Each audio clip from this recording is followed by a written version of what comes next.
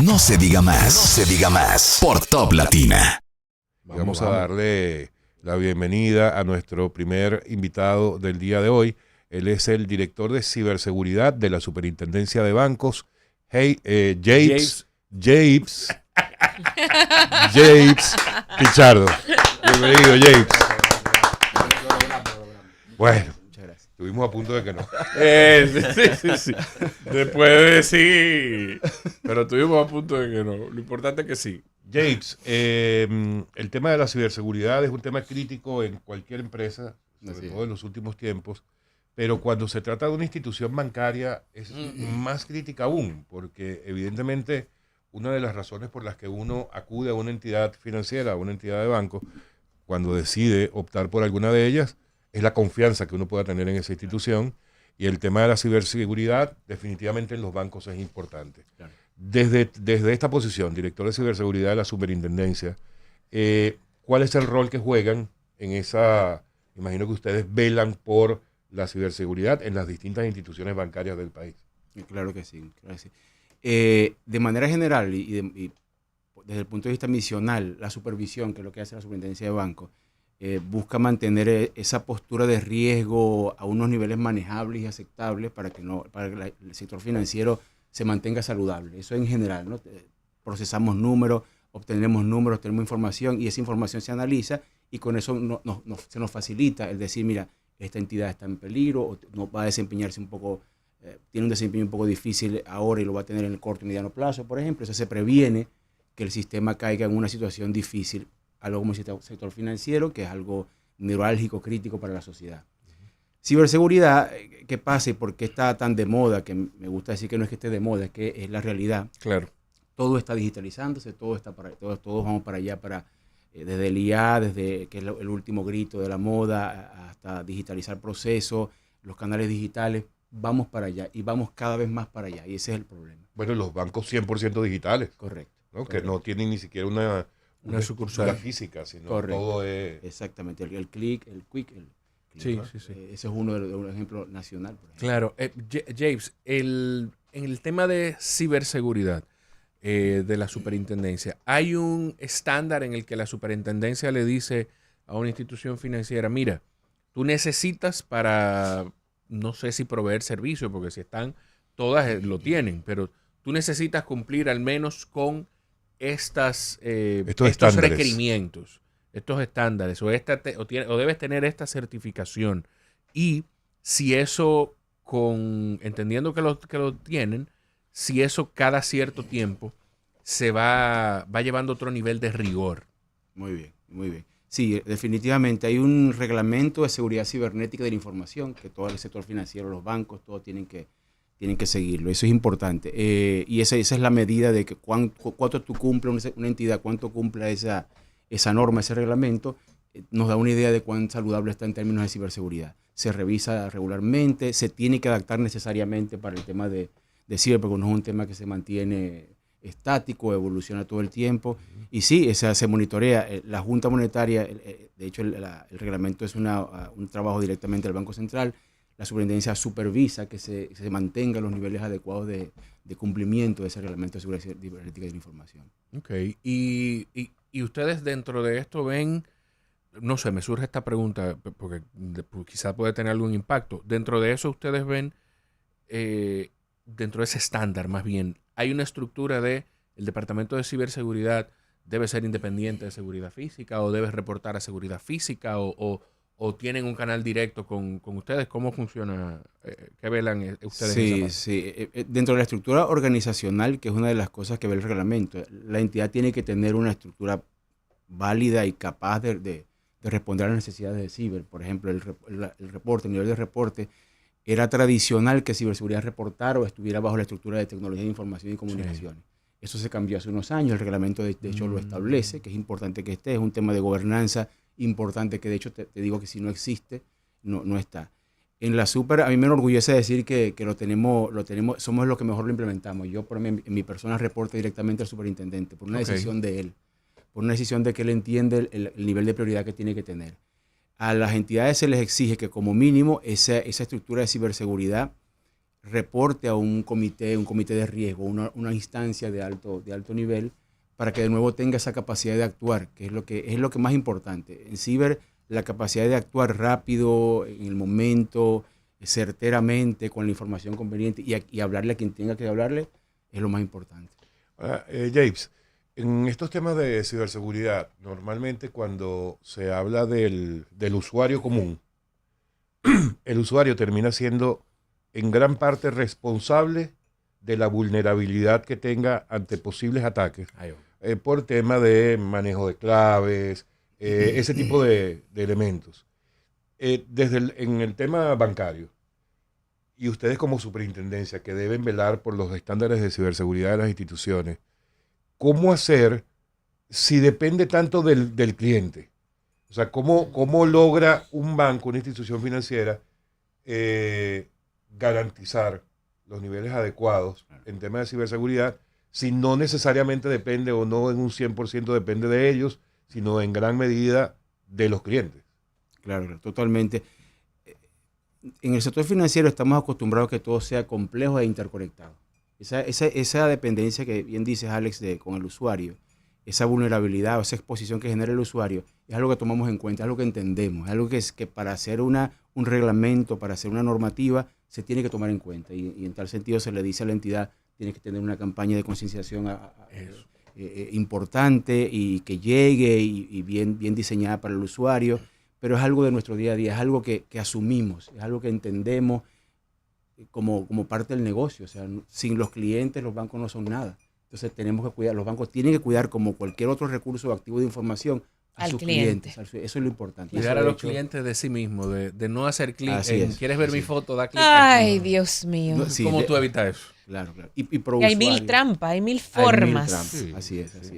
Y específicamente pro usuario, que es la dependencia del departamento en la superintendencia que se encarga de eso, protege al usuario con todo ese tipo de cosas. De hecho, es el ciudadano de primer orden, de primera línea, el usuario, y se le protege, ya sea por temas de ciberseguridad, o por cualquier otro tema. ¿Qué tanto cibercrimen, Mata, hay en nuestro país? Las estadísticas generales las tiene el Centro Nacional de Ciberseguridad. A nivel financiero, miren lo que pasa. Nosotros tenemos un nivel de reporte, de hecho es mundial. Los incidentes que se reportan a nivel mundial es menos del 8% se reporta como incidente. Nosotros como superintendencia de bancos... No, porque hay muchas cosas que se mantienen en privado, se negocian directamente con el criminal y nunca se denuncian. Así es. A mí me hackearon la cuenta de TikTok y el hacker me escribió. Sí, porque usualmente es así. Si tú quieres tu cuenta, tanto, exacto. Y pasa incluso con empresas muy grandes. Correcto. De hecho, lo hemos visto pasar incluso con instituciones del Estado. Correcto. No vamos a hablar de la Dirección General de Pasaporte. No hace falta. Hay un modus operandi muy común, yo no sé si a ustedes les ha pasado, que es un correo electrónico. Tu crédito ha sido aprobado, tienes 100,000 disponibles. Y cuando tú ves el destinatario del correo es morenita84@gmail.com, pero con logo de entidad bancaria, con el formato, claro, con todos. Y hablando de Morenito 84, ¿tú sabes mentira. Tú sabes que más o menos por donde iba Miralba con el tema de cantidad de ataques y eso, también es muy común, yo he visto en muchas oportunidades que hablan de no República Dominicana, cualquier país del mundo recibe millones de ataques en una hora, en un día. De hecho, tuve la oportunidad en un momento de ver en el C5I de las Fuerzas Armadas. Ellos tienen una sala de ciberseguridad y tienen unos monitores allí donde tú ves los intentos. Correcto. Desde Asia, o sea, tú ves el mapamundi y ves la cantidad de intentos. Es una cosa loca, o sea, una cosa increíble la cantidad, el volumen de operaciones que están llevando a cabo delincuentes.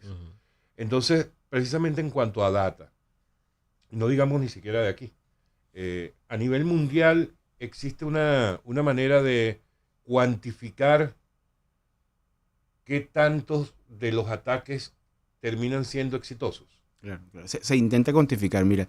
Hay una razón específica porque fui directo en la respuesta a Miralba. O sea, es que cuando ves este tema de millones de ataques que pasan al día, como se han publicado, hay un tema hay un tema estadístico que tenemos que manejar. Eso no son ataques directos, sino a veces son conexiones simplemente de un buscador como Google, como OpenAI, que está tratando de acceder a tu información.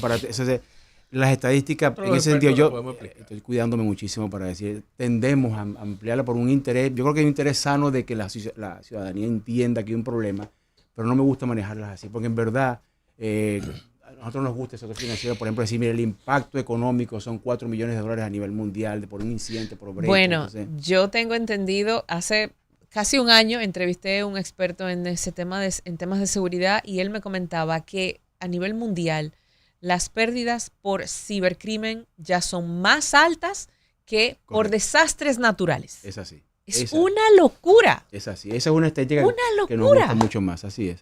Creo que está en el orden de los 3.4 billones a nivel mundial. O sea, anda un número enorme. Grande. Por brecha es alrededor de $4 millones por brecha, por lo que tú pierdes cuando tienes una brecha. Entonces, esas estadísticas, más que la cantidad, porque no reportan tanto, entonces con lo que reportan se hace un estimado, se hace un estudio de que, mira, ¿cuánto nos cuesta? Y el sector financiero eso es lo que mejor entiende. Entonces, por ahí se ve la magnitud del problema. ¿Cuánto nos cuesta? Es cierto que grandes empresas, cuando digo grandes empresas, de las más grandes, un Google, una empresa como Apple, suelen contratar hackers para ponerlos a trabajar tratando de hackear a la empresa para medir la vulnerabilidad que tienen. Sí, correctamente. Es una forma súper efectiva. De hecho, se hacen programas de bounty, no recuerdo la palabra en español, un bug bounty, una búsqueda, una recompensa por tu capturar. Ellos abren muchísimas veces, Google, que lo hace mucho. Como casas recompensas. Como casas recompensas. Abre, mira, aquí está un sistema nuevo que vamos a probar, lo vamos a lanzar en tantos meses, se lo dice un grupo, y nosotros queremos que ustedes prueben la seguridad. Entonces, denle para allá, en buen dominicano. Punchen, hagan lo que ustedes tengan que hacer. Y eso tiene una recompensa. Entonces, el que encuentre tal vulnerabilidad hace, y es efectivísimo, porque entonces, de nuevo, va al dinero, va a lo que me beneficia a mí encontrar. Entonces, es un incentivo enorme para el investigador de seguridad, que así que se llama. Investigador de seguridad. Investigador de seguridad. Es curiosidad. Hacker de los buenos, ojo. Hacker ético. Hacker ético. Se llama. Porque la gente asume la palabra como mala y no lo es el uso que tú le des. Hacker ético. ¿Cómo hago para hacer hacker? ¿Usted quiere hackearle el corazón a alguien o quiere? He hackeado a algunos. Y me lo han hackeado a mí también, pero no, hablando en serio, ¿cómo se estudia eso? Claro. ¿Qué se estudia para llegar a ser hacker ético? Ya. Yo creo que si tú lo buscas en internet, hacker, hay una palabra que está asociada todo el tiempo, el 99% de las veces, y es curiosidad. Hay un tema de curiosidad, un tema de que te interese entender cómo funciona tal sistema, de que te interese ese tipo de personas que desarman los carritos chiquitos, los carritos cuando están pequeños remotos, tú lo ves, esos niños, ese es un hacker próximamente, muy probablemente si se le orienta. Un hacker potencial. Un hacker potencial. Entonces, curiosidad es esencial, curiosidad, querer entender cómo son las cosas. En mi caso es esa, en mi caso yo tengo una obsesión porque si hay algo, una aplicación nueva, yo necesito entender cómo funciona y eso obviamente me facilita el trabajo. Claro. Me lo facilita porque quizá el que tiene curiosidad, el que quiere entender cómo funciona, empieza a ver cosas tipo película en 3D y lo descompone y ve, aquí puede haber algo. Elaboramos lo que se llama modelos de amenazas en el aire, o sea, vemos algo, eso se levantar por aquí, por acá, por este puerto, mira, estoy viendo que hay problemas. Es curiosidad, es tiempo, es obsesión sana, obsesión por entender algo. Eso es lo más importante. O sea, son muy metódicos generalmente. Yo he trabajado con algunos jóvenes que se dedican a hacer los hackers buenos y son personas que son muy metódicas y muy minuciosas. Los expertos le llamamos hackers éticos. Okay. Vamos a hacer una prueba, pero intentes hackearle a Alex. No. Ahí, ¿Pero por qué? Entregue tuyo. Préstame el teléfono tuyo, por favor. James, ya eso lo tiene pegado. ¿Qué ustedes o desde tu departamento tuvieron algo que ver con el proceso de aprobación para que pudiéramos finalmente tener acceso a con las tarjetas de crédito Apple Wallet? Eso es algo en lo que ustedes se involucran. Tú sabes que, Charles Hoop, mi rol es de apoyo. Okay. Hay un área de supervisión, no te sabría decir exactamente, no quiero cometer el error de que si apoyamos. Posiblemente sí, pero yo estoy seguro que el esfuerzo vino más de la banca. Es un interés, obviamente. Sí, claro. Pero te lo podía contestar en otro momento. Pero es muy probable. Sí te puedo decir con certeza que antes de lanzarlo, se le consulta a la superintendencia de banco para ver si la implementación, si cómo lo vamos a hacer, es apropiada y se hace supervisión. Mis roles de apoyo, mis roles en algo, les explico, mis roles primariamente proteger los activos de información de la super. Saben que manejamos la super, manejamos la información. O sea, cuando digo la información es que si entienden que la super tiene que determinar el nivel de riesgo de las entidades financieras, se imaginan que la data que tenemos que manejar para entender ese nivel de riesgo es desde un acta de comité hasta Excel del último de contabilidad de estado financiero. Entonces, ese es mi rol primario. El secundario, pero no menos importante, es cuando supervisión tiene una solicitud como esa, vamos a mudar este segmento a la nube o queremos hacer algo, una nueva plataforma nativa en la nube, totalmente online. Cuando salió Quick, por ejemplo, antes de salir Quick, hubo unas conversaciones largas con la superintendencia de banco para verificar que eso. Esto es mi rol y el de mi equipo, además de proteger, es decir, mira, si van bien, vamos por acá, ellos consultan, para que tengas una idea. Qué bien. Esto es una pregunta que no necesariamente tiene que ver directo con el tema de ciberseguridad, pero sí con superintendencia de bancos. El tema de las fintech. Esas empresas están reguladas, antes de hacerte una más con mayor profundidad, ¿están reguladas por la superintendencia o no necesariamente? No necesariamente, pero de nuevo, recuerda, Alex, perdona, que soy de ciber. Sí. No, era para Como sector, yo no creo todavía. Tenemos que invitar a Natalia, a otros compañeros míos. Okay. Pero es entidades financieras, se les llama entidades de intermediación financiera. Si el fintech, obviamente, tiene un rol y una preponderancia y una captación del mercado específica, estoy seguro que la super lo estamos viendo también. Okay. Que tú puedes garantizar, bueno, no sé si garantizar, pero tú nos puedes decir que el sistema bancario de República Dominicana en términos de ciberseguridad es un sistema robusto, tiene oportunidades. ¿Cómo lo están viendo ustedes? Y no sé si puedes hablar de una mejora, una evolución. Muy bien. Yo creo que sí. Yo, sin ánimo de ser demagogo, hemos visto una evolución apropiada. O sea, hemos visto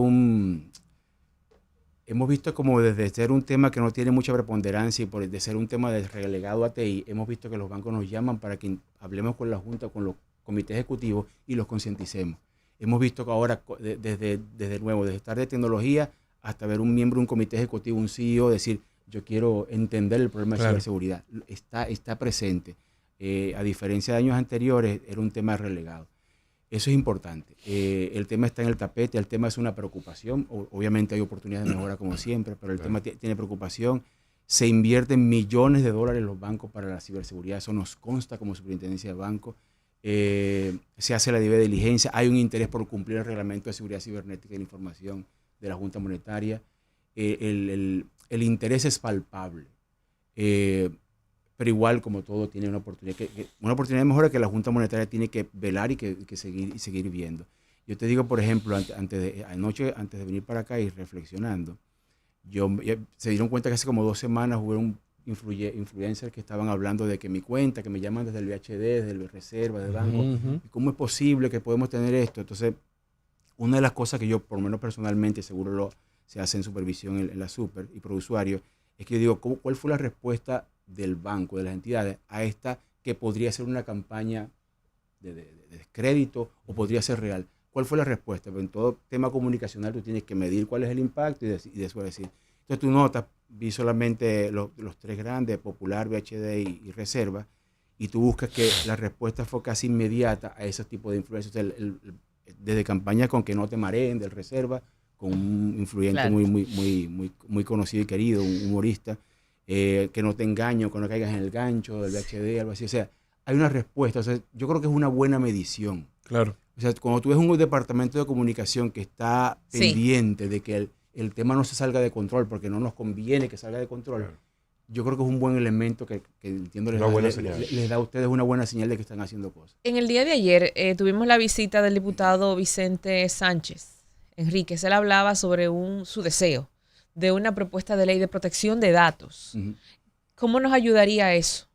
Sí, eso, dentro de los pilares que uno considera para mejorar el tema de ciberseguridad, hay un tema del marco legal y regulatorio.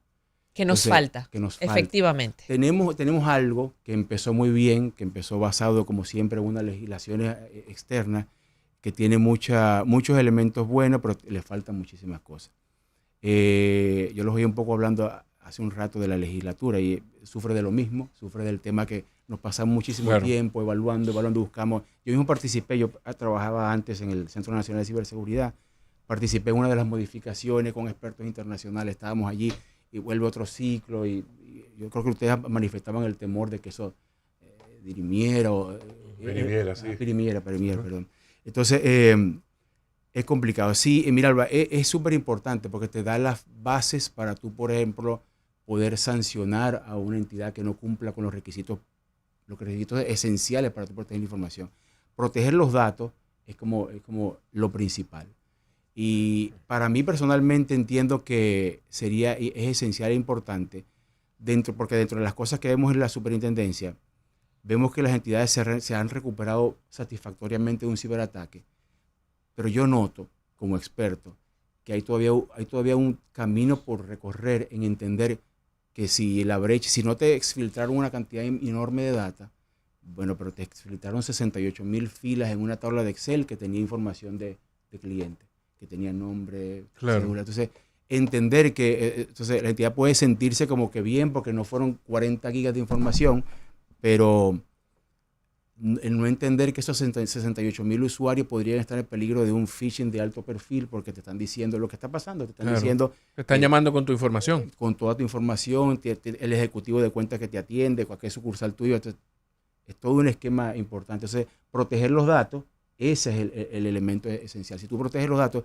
y tienes legislación alrededor de la protección de datos, obligas a que la entidad ponga más atención. O sea, no pienses en el hackeo de películas, no pienses en la brecha espectacular. Piensa en que cualquier tipo de dato que se filtre en la institución, tú tienes una obligación de protegerlo. Claro. Tú puedes dar, antes de despedirnos, recomendaciones generales, no necesariamente a las instituciones, que las instituciones ya entienden y saben lo que están haciendo, pero para el usuario común. ¿Podemos hacer un par de recomendaciones que tengan que ver con el tema de ciberseguridad? Claro que sí. Hay una que es muy básica, que lo he estado hablando mucho en estos días, que de hecho viene de una campaña que se hace mucho en Estados Unidos, que se llama Detente, Piensa y Actúa. Y yo lo digo con la conciencia de que es una campaña muy difícil en estos tiempos que vivimos. O sea, es unos tiempos, para mí, es unos tiempos de hiperproductividad y que tú tienes que responder a mucha velocidad. Entonces, totalmente incompatible lo que estoy diciendo con lo que está pasando y con lo que estamos viviendo. Sin embargo, es importante que se entienda, sobre todo cuando significa dinero. Yo creo que aplica para todo. Pero si significa dinero, una cuenta de un banco, detente, verifica, porque te vas a dar cuenta. Yo en una de las campañas que veía en el Reservas, el influencer iba a la calle, lo vi por la UAS, lo vi por una estación de metro, y él decía, y agarraba un mensaje de phishing, que es lo que agarraba un mensaje de phishing, pero tú dices, tú le darías clic a eso, tú le darías, y el 100%, no, eso es un gancho. No lo haría. O sea, el ciudadano común sabe. Y hay mucha conciencia. Hay mucha conciencia, pero ¿qué es lo que pasa? Que el adversario, el criminal, tiene todo el tiempo del mundo para atacar. Claro. O sea, él te va a atacar cuando tú estés en el baño haciendo la número 2. O sea, esa es la realidad. O sea, va a esperar. Entre sueños, que tú no estás todavía despierto. Un 25 de diciembre de la mañana que tienen los niños que están con los juguetes. Ahí es que te llega el mensaje. Lo decíamos en estos días aquí mismo en esta cabina. Ese es el trabajo del delincuente. Ese es su el único trabajo. Nosotros tenemos que ser esposo, padre, empleado, emprendedores. Fieles. Usted. Pero claro, ¿qué le pasa? Fieles. ¿Qué pasa? Ellos tienen un solo trabajo. Solo, que es conseguir dinero de una manera fácil y metódica y hacerlo. Entonces, detente a ver, date un tiempo, respira y ve lo que estás haciendo. Y yo tengo esperanza con esa campaña que la gran mayoría, si se detiene por lo menos y lo ve, no, espérate, esto es un gancho. Los bancos han hecho un trabajo, la Super ha hecho un trabajo, los gremios han hecho un trabajo excelente también. Y una cosa importantísima es que, y lo dicen todos los bancos en sus respectivas campañas de comunicación, ningún banco te pide datos. Así es. Como tu clave. En todas las campañas. O sea, eso es imposible. Imposible. Así mismo es. Así es. Y hay gente que cae todavía. Sí. Yo te digo, yo trabajé en un banco grande, en el Reserva particularmente, cuando yo llegué hace unos años, y yo, siendo experto en esto, una de las cosas que me dicen en el banco es que había una tarjeta, ¿se acuerdan antes? Una tarjeta de 40 números, ya eso ha evolucionado, ya sea digital. La tarjeta de clave. La tarjeta de clave, eran 40 tipos de números. Sí. Entonces yo pasé vergüenza como el mejor. Porque una de las cosas que digo, no, es imposible que a la gente la llamen y la gente dé los 40 números que le están preguntando. Pues la gente de fraude del banco me decía, no, James, hay señores, gente, me mostraban grabaciones, la señora 5433 hasta el 40. O sea, hoy en día eso no pasa, obviamente, pero esas son de las cosas que hoy día pasa diferente. Hoy día, bueno, los próximos años va a pasar que te van a llamar con la voz de tu ejecutivo de cuenta, con la voz de tu esposa perfectamente, y te van a decir, hey, pásame tal cosa. Y veía un tweet increíble que decía, alguien necesita 2 minutos solamente para hacer lo siguiente, para hacer un spoofing del número telefónico con tecnología normal, 15 segundos de tu voz, 15 segundos solamente de la radio, que aquí es muy fácil, y en 2 minutos hace un esquema que te llaman, y tú estás llamando a alguien, Alex Ramos, que está llamando a alguien con el tono de voz, con la entonación completamente, y pueden hacer un fraude. ¿Qué va a pasar? Tú sabes, todos los controles de biometría de la voz y todas esas cosas. Eso está en los próximos 6 meses aquí o en los próximos 2 años, como ustedes quieran. Pero hay que entender que viene más complejo. Ojalá los bloqueadores ya estén para que los presos no se pongan creativos. Sí, es verdad. Sí. Por cierto, los presos ya deberían... Bueno, ya ellos están conscientes de que el tema del Ellos WhatsApp deberían ya... llamar y pedir. Porque ya llaman, te lo pasan y entonces ya te llaman. Y te dicen, mira viejo, ayúdame. Yo estoy aquí, no sé dónde. Eso Dame... es. Es verdad, hay que ser más directo. Llame y pida. Entonces Exacto. yo le preguntaría, ¿qué crimen usted cometió? Ya. Y ahí decido si le aporto algo o no.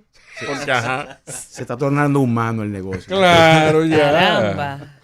Mira, James, de verdad gracias por acompañarnos hoy. Un placer. Yo voy a decir esto. La Superintendencia de Bancos a mí me parece que hace un muy buen trabajo.